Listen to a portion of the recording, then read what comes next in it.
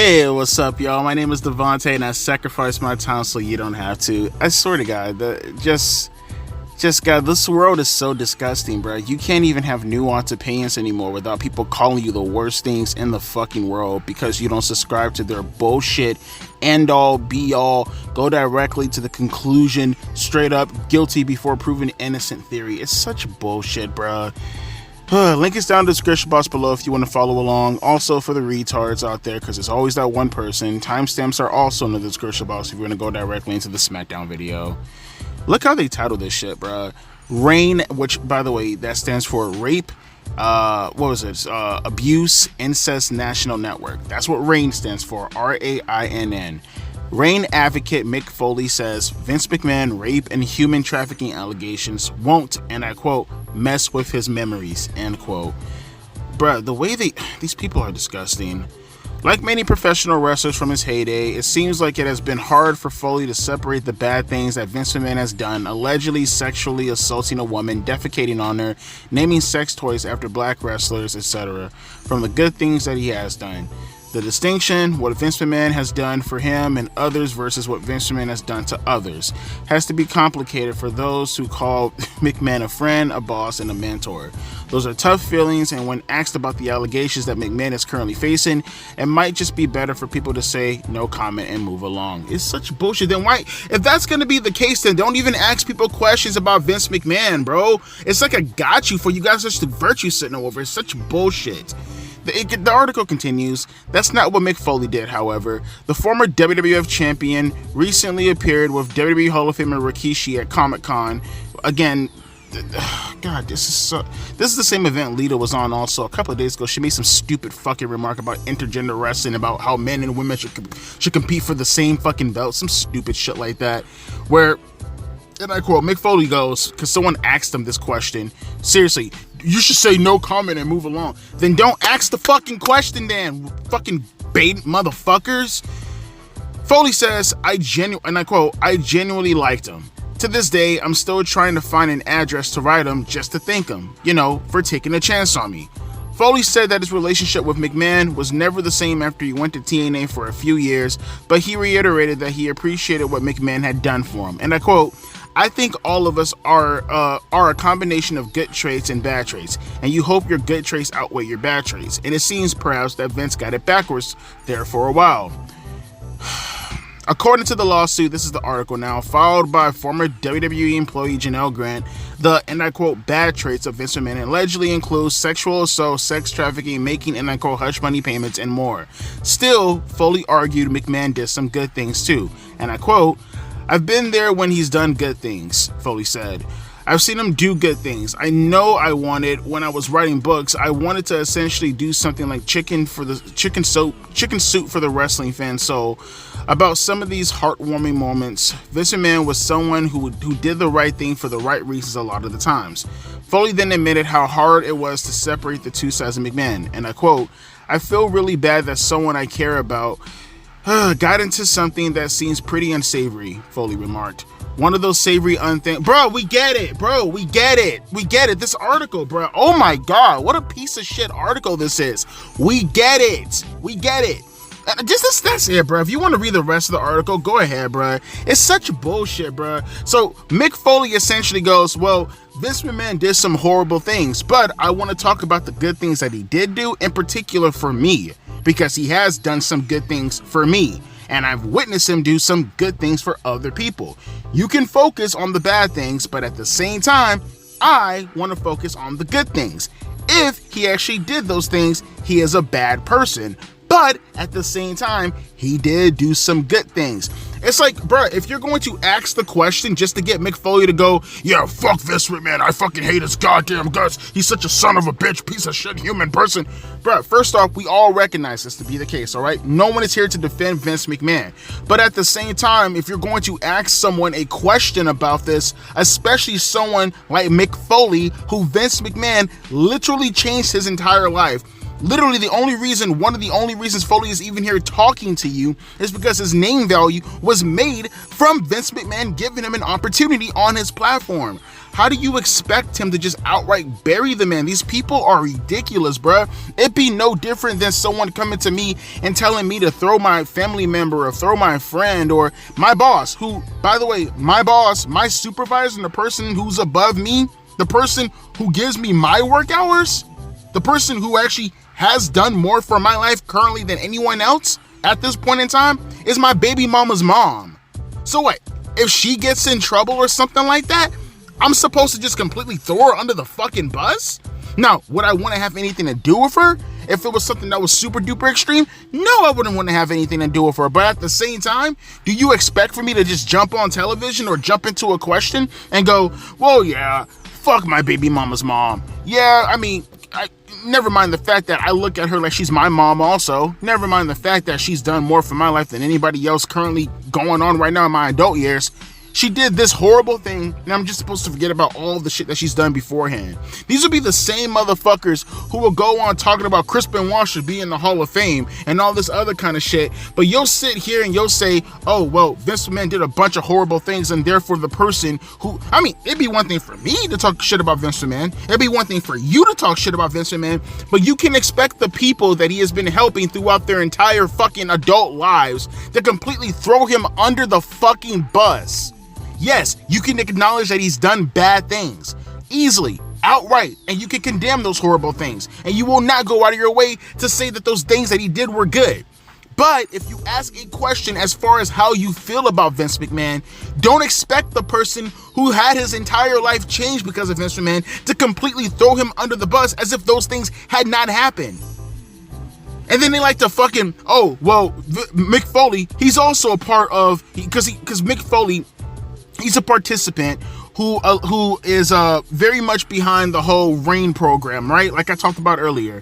And they'll take that, these disgusting fucking humongoloids, by these fucking disgusting people, they'll take something like, oh, well, Mick Foley, he's in favor for advocating for people who have been through such trauma, such as rape and incest and abuse and whatever, but at the same time, he won't do the same for Janelle Grant, as if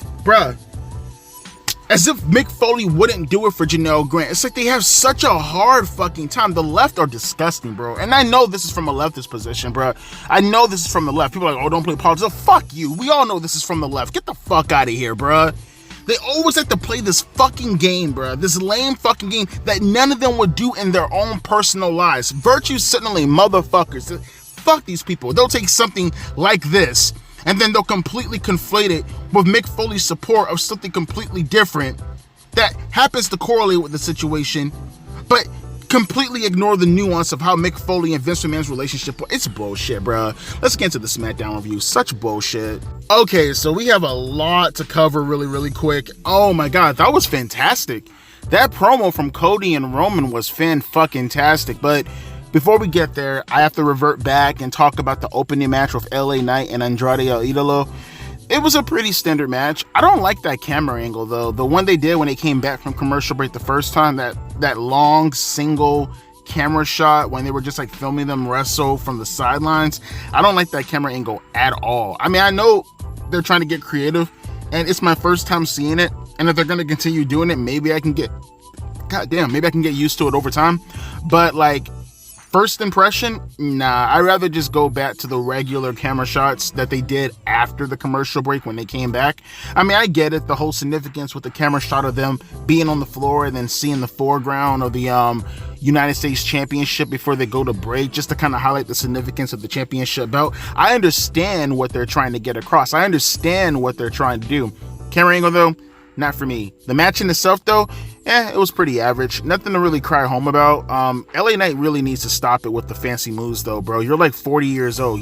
How many times has he like legitimately botched that whole little jump from one single, like he jumps off the floor onto the ropes to do the little superplex? I mean, when Kurt Angle used to do it, it used to be so fluid. It looked like he was crawling or walking up some stairs or something when he used to hit the belly to belly suplex. And I can't remember not one time Kurt ever like botching that move. Whenever I see LA Knight do it, I always have to hold my breath, because it's like, damn, is he gonna botch it? And not only did he botch it one time, he botched it twice before Andrade El Idolo had to, like, make up for the move by, making it look cohesive by pushing him off the ropes. And then they go directly into the finish after the missile drop kick miss, and then he hits him with the BLT. Again, LA Knight, he's already a boring competitor inside the ring. I mean, I'm not one to really care all too much for in-ring action, but damn, there is a limit as far as how compelling you have to be in the ring, and he's so goddamn boring, and then he botches so goddamn much. It's like, come on, bro. I get it. He looks good with the championship belt. He's over as fuck. But man, he has to do better as far as the in-ring competitor is considered.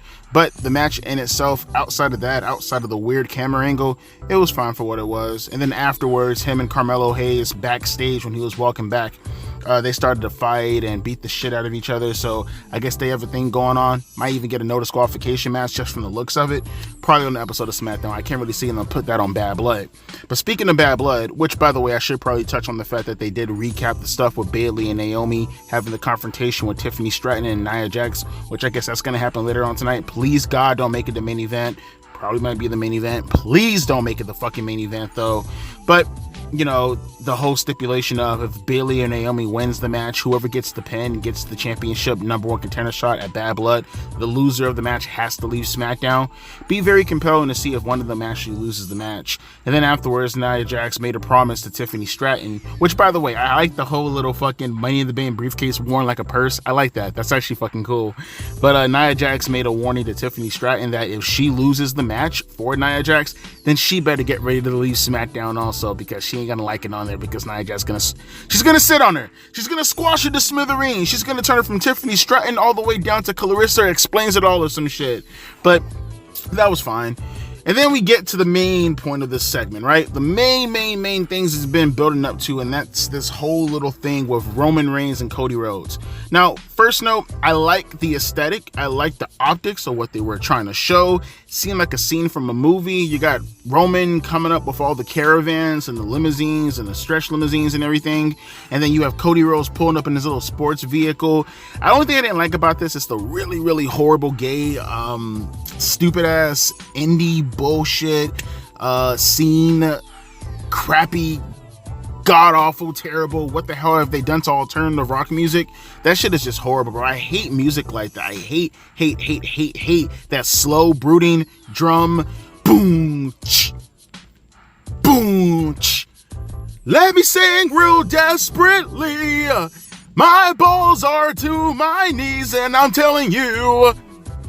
Background singers, I'm telling you, I hate that fucking music. It's so horrible. They've been doing that crappy fucking hipster music for like a decade now, and it's been terrible since like 2011. It's always been bad. That fucking type of music is fucking horrible. It's boring and slow, but I guess it fit what they were trying to get across. I just wish, man, we can get back to the hard rock music. Speaking of which, also, the SmackDown intro with the rapping chick, that shit is fucking horrible too. Oh my god, that's so annoying.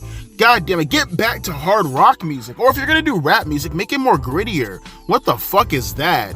But outside of that, though, the actual promo and the stuff that they were cutting between each other, they started talking about their history in the city of Georgia. Roman talking about how he owns the city, he owns the stadium because he played football inside it. Cody talking about how he bled in this city, how his family bled in this city, how he has been to every landmark inside this city, and that this is his home. And then they started to go back and forth. Roman was telling him how he doesn't need his help, how he can do this on his own, how he has nothing to lose, how Cody has everything to gain, or how he has everything to gain and Cody has everything to lose. And then Cody had to make it known, like, buddy, no, you have a lot to lose. Last time I checked, you don't have Jimmy, you don't have Paul, you don't have your Ulafala, buddy. You don't have anything. You don't even have the championship belt. That's on me, buddy. I'm the top guy in this. I'm the top priority. You have everything to lose. Everything that you suggest of what you were in the past, everything ingrained in that Roman Reigns name, buddy, you lose this. What the fuck do you have then? You can't even take out your own bloodline, for God's sakes. You have nothing. You're a jobber, you're a loser, you're a nobody, you're a has-been. You were everything that was in the past, and it seems like you're stuck in the past. And I got to Roman. Roman understood, okay, you make a good point. What do you want? Cody said he wants his word. He wants to know whether or not he can trust him. Will Roman have his back? Roman looked at him, he said, yeah, I got your back. But understand, after all this is said and done, that championship belt, I'm coming for it because it's mine. And as he was walking away, Cody stepped in front of him and he was like, it's not yours, it's mine. And I like this. This is probably the best part of the entire promo. Very foreshadowing. I want to see where they go with this, but Roman was like, you're in my way, because Cody was standing directly in front of him. Cody stepped out of the way and Roman said, no, you're in my way in life. And then he walked away, which kind of brings into question, can Cody really trust Roman? You can't just leave and say that and then think to yourself as to whether or not you could trust the guy. That's weird. Why would you say that after you said that you could? You're gonna watch my back and you're telling me that I'm the biggest threat in your fucking life? What the actual fuck? And then as Roman's leaving, they play that gay ass music again, and then eventually you have Kevin Owens who's backstage and he's looking at all this, from the backstage area on the TV screen. Brian Saxon, he tried to get a word from Kevin Owens, and Kevin Owens just walked away. And the look on his face, it looked like the look on someone's face where it's like, you realize that you're not needed. It's the look on your face when you recognize, like, that's the same look on your face. Like, for an example, let's take you, person listening to the video, right? This is the same look on your face when you look at your girlfriend and she's fucking the shit out of my dick, right? And then you're thinking to yourself, wow, she doesn't need my dick anymore. No, because my dick's inside her, and I'm gonna nut inside her, and I'm gonna get her pregnant, and you're gonna take care of her. That's the kind of look that Roman had, or Kevin Owens had on his face. He knows that his time is passing him by. There are people stepping up. There are people who are replacing him in his mind. You can tell that look on his face is the look of almost desperation, that he's watching everybody pass him by, and he knows that all the priority are on these guys when there's nothing on him, which makes me think, are we going to get something of a Kevin Owens turn? Will he interfere in the match at Hell in a Cell, or I guess Bad Blood? We got a lot of stuff going into Bad Blood, bro. You got the Hell in a Cell match with CM Punk and Drew McIntyre, and you have this match right here with Cody and Roman. Can't even tell you which one is going to main event, because both of them actually deserve to be the main event of the show. Either one I'll take as an acceptable main event, but this is crazy, man. This is arguably probably the biggest secondary pay-per-view in a minute. I can't remember the last time we got two insanely big matches like this on one secondary show. By far, this is the biggest secondary show of the year. Not even fucking close. But as far as the show in itself, man, I'm really hyped for Bad Blood. I want to see where this is going to go, man. A lot of unanswered questions that came out of this promo.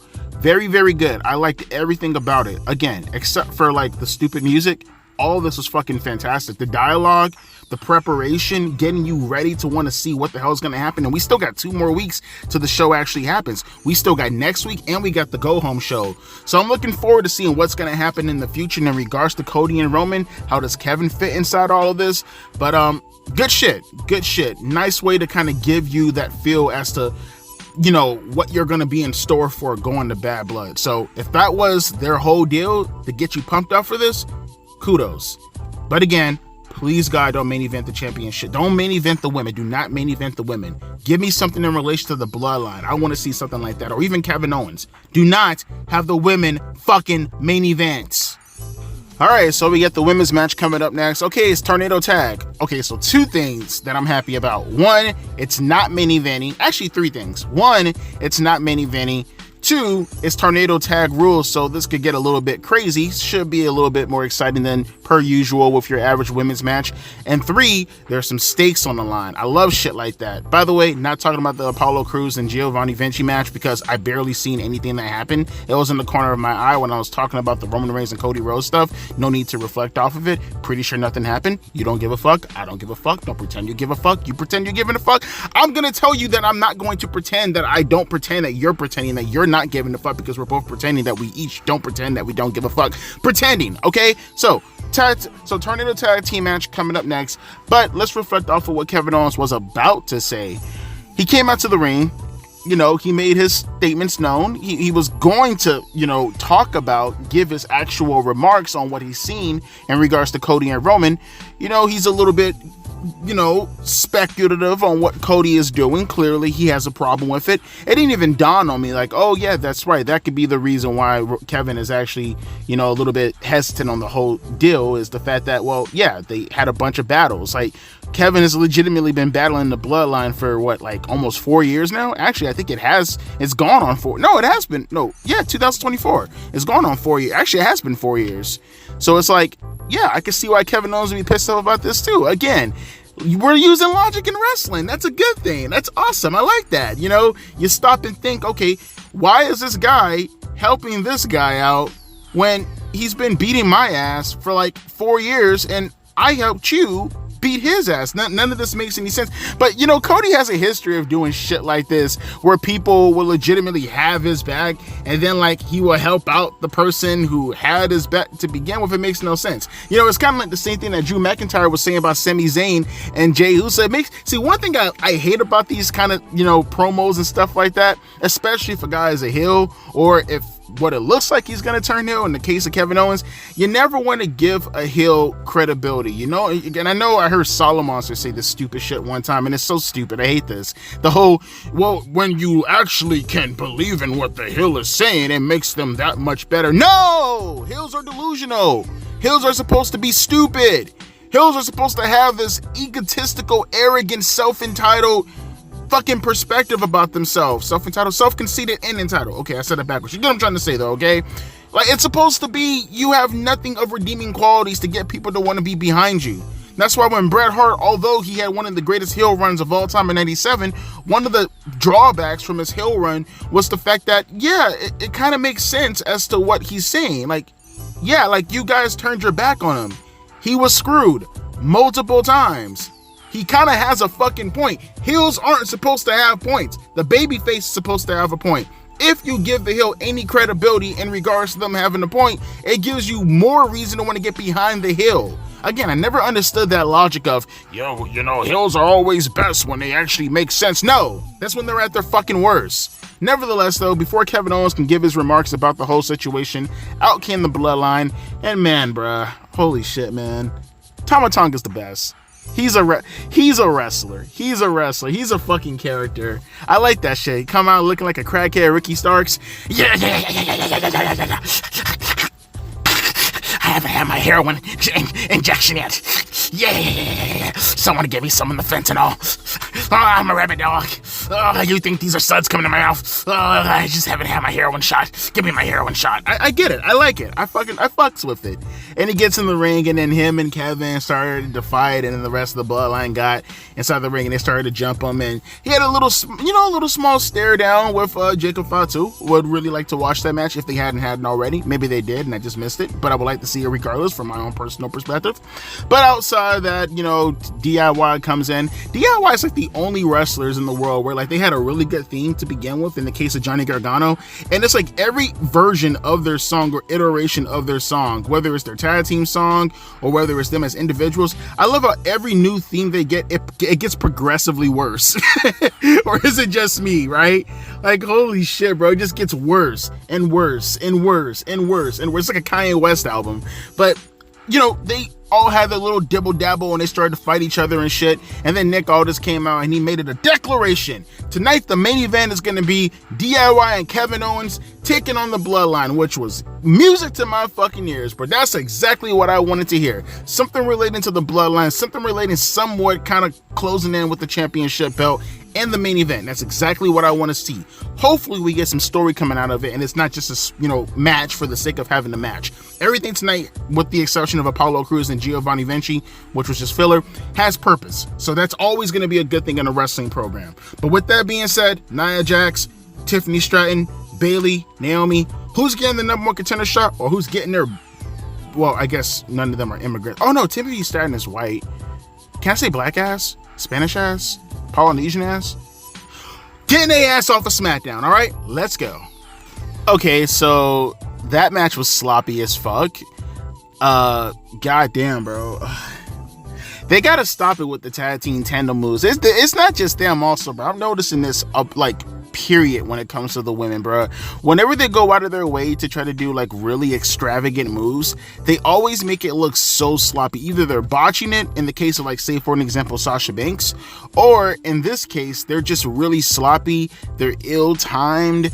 And it's like, man, that Wendy was ugly as fuck. And then like them constantly like trying to do tag team tandem moves, but one person is not in the correct spot, and they look goofy as fuck. Like when Tiffany Stratton had like Bayley in a headlock, and then like she's dragging her over to the ropes, and it feels like forever before Naomi executes like a disaster kick, or it's just they got to stop that shit. That shit is bad. But outside of that, though, it was a fine match. It wasn't something that you'd probably replay or come back and watch on demand. I mean, outside of the fact that you probably have a free hand and you want to see Naomi's ass jiggle a little bit more. I mean, Bayley needs to wear more tight pants. I mean, she has tights on, but like she needs to wear more tight pants, bro. Like, God, that's a dream come true right there. Like Bayley and Naomi right there with your face directly in the middle of their ass cheeks, and they start twerking and your face is right there. You just turn left and right and your tongue is outside your mouth. Sorry. But yeah, it was a fine match. I didn't really care all too much. What I did care for, and you know what? Maybe the finish should, because like they did one spot, which, by the way, I hope Naomi didn't break her fucking back off of that. It looked like she was slowing down a little bit after that spot. It was impressive when Bayley and Naomi did like the double backdrop to Nia Jax. But like Naomi went completely down on the floor, and then afterwards, throughout the match, she started to move really slow, so hopefully nothing's wrong with her back. But it was one spot where Naomi was like on the floor and Tiffany Stratton was like leaning over, and like Bayley ended up hitting like an elbow drop on Tiffany Stratton while she was bending over, and Nia Jax ended up hitting a leg drop on Naomi, and they went for a double pinfall. That actually would have been a smart way if they really want. Oh no, not really, because they would have been pinned, so like it would have been, well, no, but now they would have just canceled each other out. And I was gonna say that'd be an easy way to set up a fatal four-way match, but there still might be a multi-man match after all, or a multi-women match. Gotta be inclusive. It's 2024 after all. But afterwards, Bayley did some kind of move. No, I think Naomi did a move to her. I can't remember. Who fucking cares? They ended up getting a double pin on her.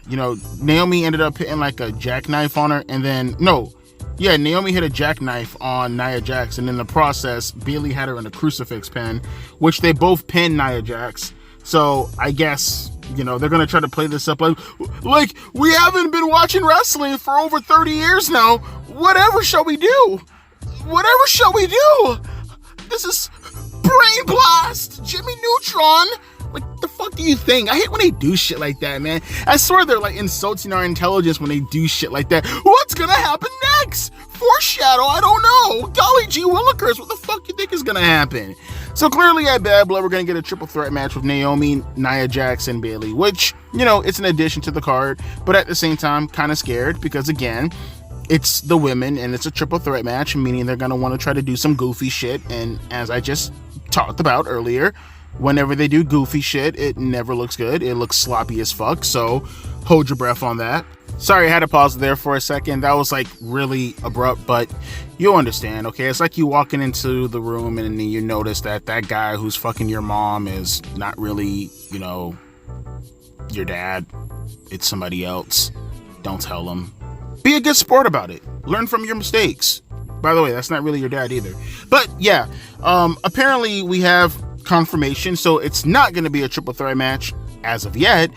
Apparently Bayley and Naomi are going to have a one-on-one match next week to determine whether or not they get a shot at my penis. I mean against Nia Jax. This should be an exciting match. Two best friends. We don't have a multi-man match, so there should be no goofy shit going on. Well, then again, I don't know. It might be some goofy shit going on. Speaking of goofy shit, I also... The main reason why I paused this to begin with was because I seen Chelsea Green and she was like playing with trash. I get the significance behind it, but it's like, I mean, that's what she was doing. She was playing with trash.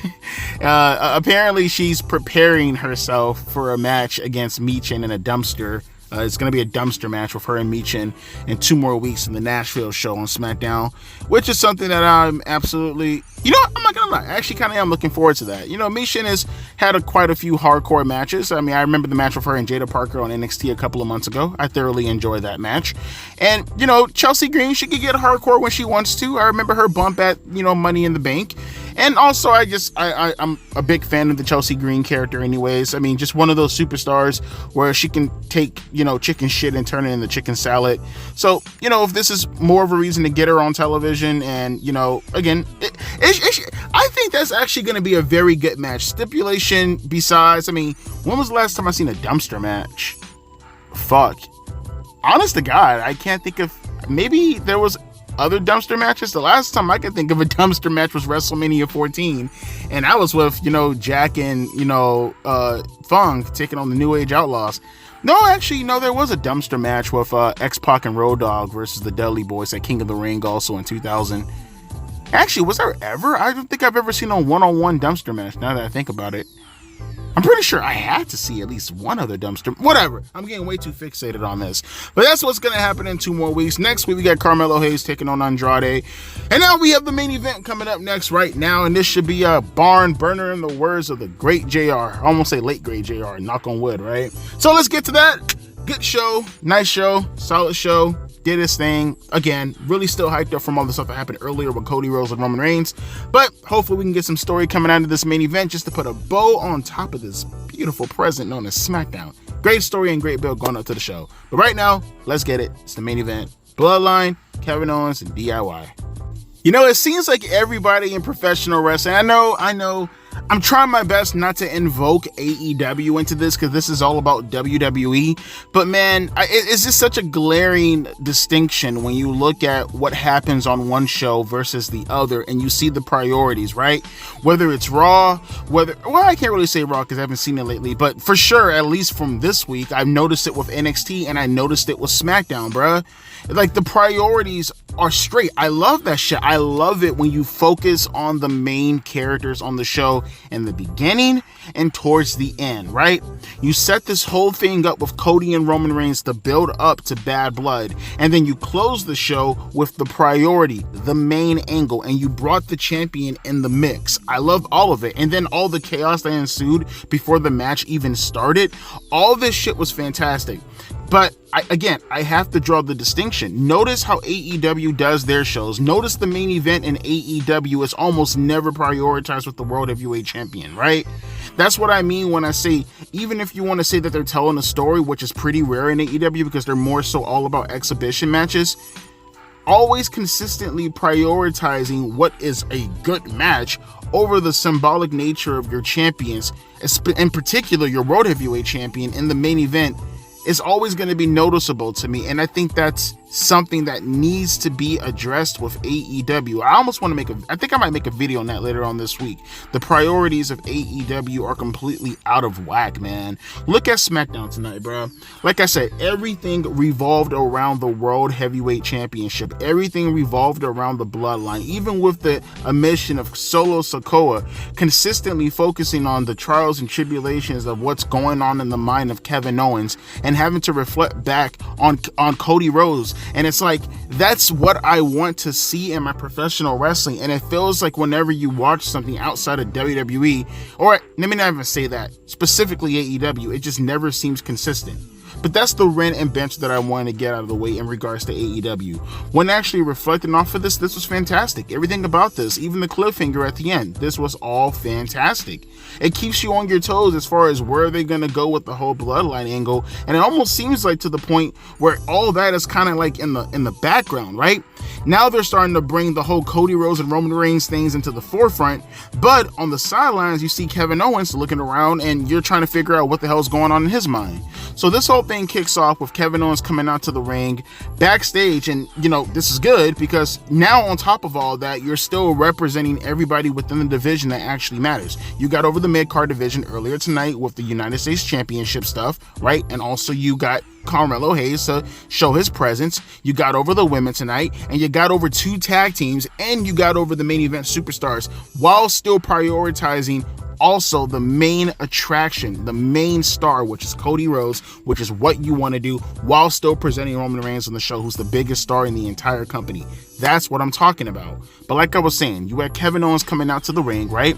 You had DIY. It seems like they were going to come out to the ring. Their entrance music played, only to show backstage the Bloodline beating the dog shit out of DIY. So while, they're getting the crap kicked out of him, Kevin Owens is about to go backstage to go help him out before he was met at the top of the stage by the Bloodline. They jump him. They beat the shit out of him. Out of nowhere comes the Street Profits, right? They come out and they start to help out Kevin Owens. And then you get the match in itself, which is not important. No one cared about the match in itself. You can't tell me not one move that they did in the match that impressed the shit out of you, can you? You can't. I guarantee you can't. There's nothing that really stands out to you in the match. And this is what I always harp on when it comes to professional wrestling. It's never, ever, ever, ever about the moves. It's about the moments. It's about the angles. It's about the cliffhangers. It's about the story. No matter how many moves you do in the match, it's not going to matter. No one's going to give a shit about it when there's something attached to it. Or you get bored and you don't want to watch it because there's nothing attached to it, no matter how big of a star it is, right? That's what AEW fails to understand. But in the case of WWE, where they fucking get it, where they fucking understand it, you get a DQ finish. But that's not what matters because no one cared about the match. We cared about what was going to happen after the match because you had to figure something was going to happen because DIY got their asses kicked backstage. I can't even tell you how the DQ finish happened. I turned around for 2 seconds and out of nowhere it was a DQ finish. It seemed like one of those kicking too much ass spots DQ finishes, so it is what it is, but who cares, right? You get a big brawl between the Street Profits and Kevin Owens and the Bloodline. They start to beat the crap out of each other. That's fine and good. That's cool.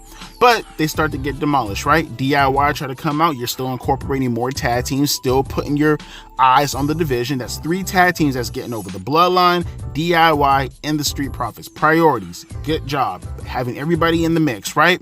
But they get overcome by the Bloodline because they're too strong. Eventually, out comes Cody Rhodes with a steel chair. He takes out Tama Tonga, he takes out Tama Loa, and then he gets, or I guess maybe, no, it was a 6-man tag match. I was going to say maybe Tama Loa calls a disqualification, but it was a 6-man tag match. It is probably just a kicking too much ass spot. But regardless, Cody Rhodes gets in the ring, right? He has a steel chair in his hand. You're keeping Jacob Fatu relatively strong. Yes, he took a Cody cutter and he rolled out of the ring, but notice how Cody was going to hit him with the steel chair and he super kicked the chair out of his hand. Mind you, I even talk about this going back to earlier tonight. You're still keeping them strong because they beat the fuck out of those security guards, in particular Jacob Fatu. Still presenting him as a strong opposition, right? Still showing him as the single centerpiece of the Bloodline, and you can see him being a big star later on down the line because of how you keep presenting him as a badass.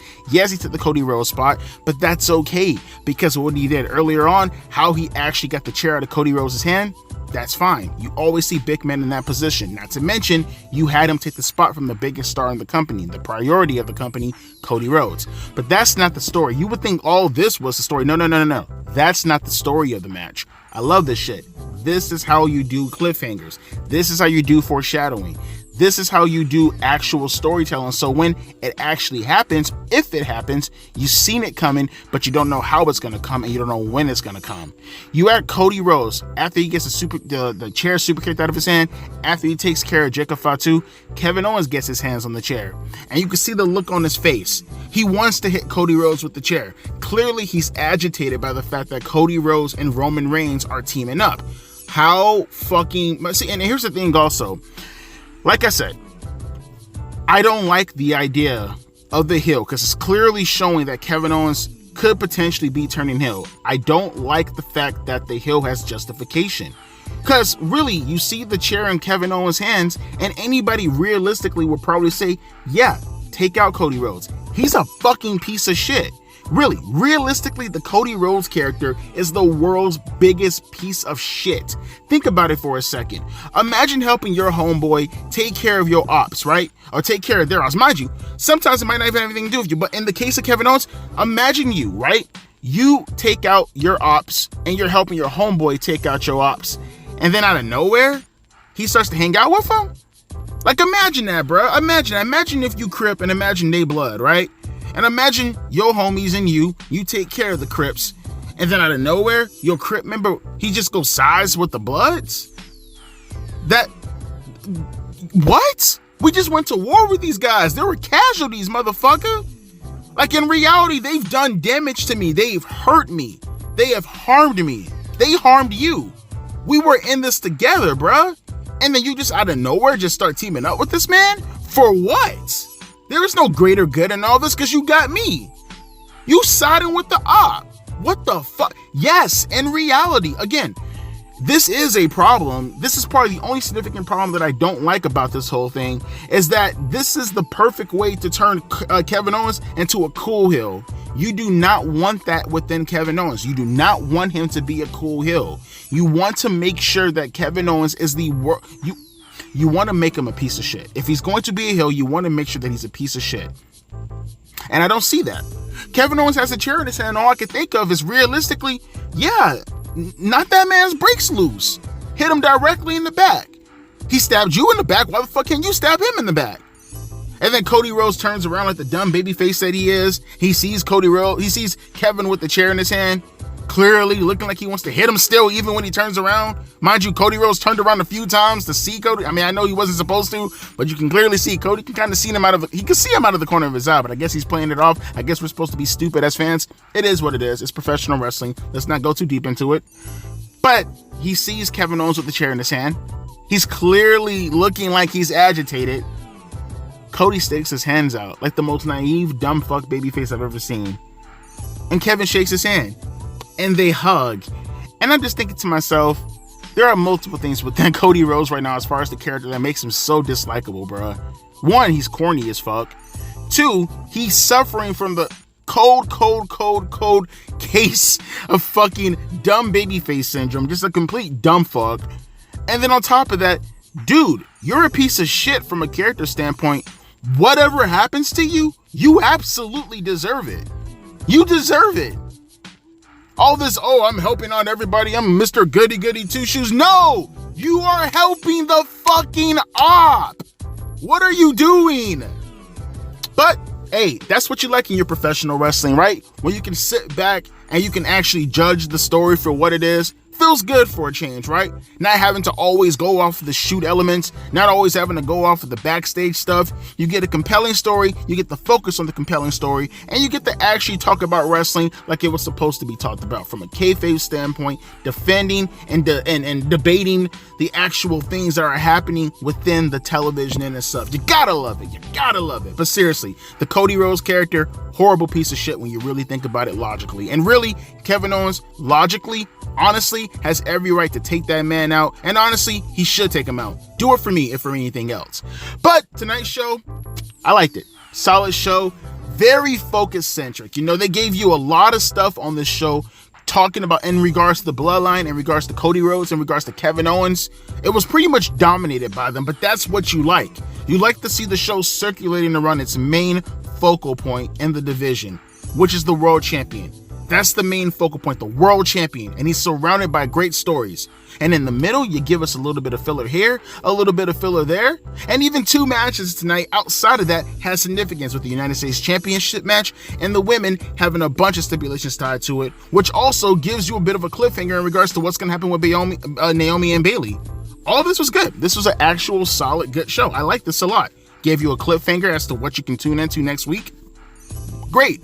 Nice spill going in the bloodline. Very compelling show. I liked it tonight.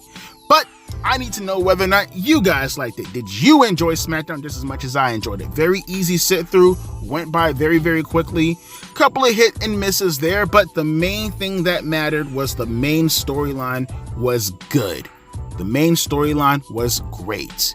That's all I asked for. A great storyline that was compelling. And you end the show with that storyline that was even more compelling and got more questions to ask than answers that were actually answered. Good job. That's how you do it. Basic fundamental show.